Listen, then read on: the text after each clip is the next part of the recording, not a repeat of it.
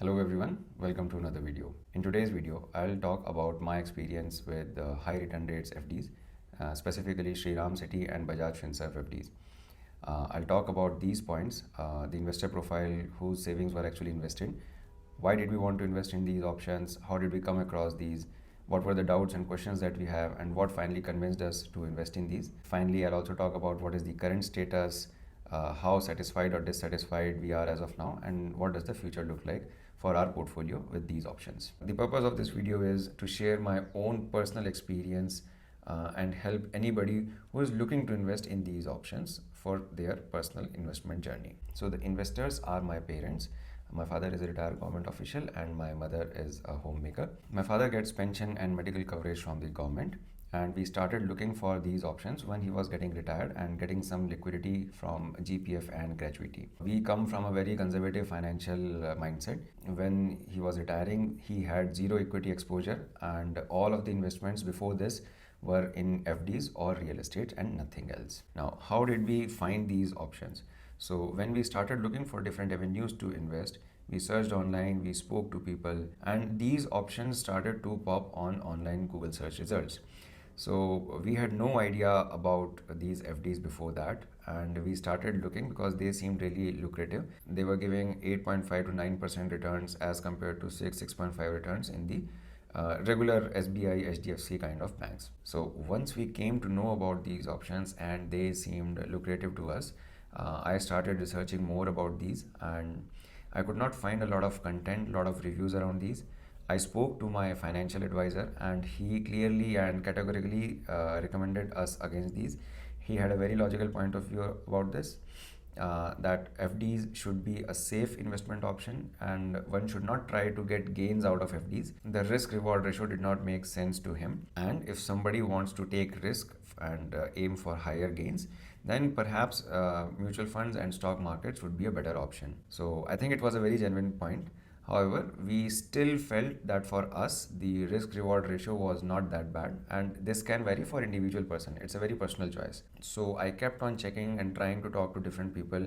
I knew absolutely nobody in my personal circle who had invested in these FDs, but somehow we felt convinced that this is a decent option. Also, when you research about these, you get to know that Shriram City FD and Bajaj Finserv FD have never defaulted in their entire history. There are some bad reviews around premature withdrawals where investors have faced issues and have had bad experiences, but that was around premature withdrawals, not around defaults or the safety of investment. So yes, we felt that it can be pursued a little further, and we did not book online. We registered a query online. They called back. They visited us. They visited us twice or thrice before we finally started investing. Once we were convinced, we started our investment with a very small amount of, I guess, 5 or 10,000 rupees. So what is the current status? We started small with 5,000 rupees FD. Now gradually over a period of 2 years, the portfolio in these FDs have grown to multiple tens of lakhs. As of now, it is around 5 to 10% of my father's overall portfolio. So we did not invest in the highest rate FDs that had longer duration, say 3 or 4 years.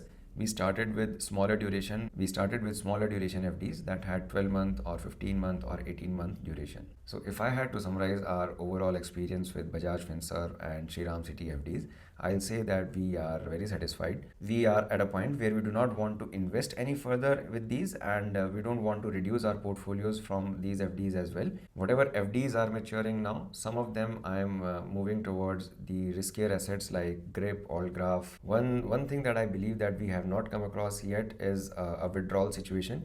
And as I said, most of the bad reviews that I had read about these FDs were around withdrawal and premature withdrawals. So this usually happens. So when you are giving a company your money, you won't face any bad experiences.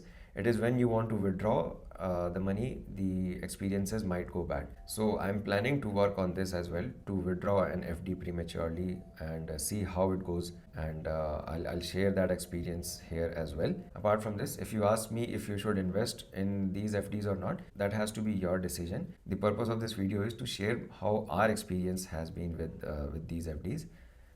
It can vary for different people, your expectations and your context with which you are investing. Talk to a financial advisor.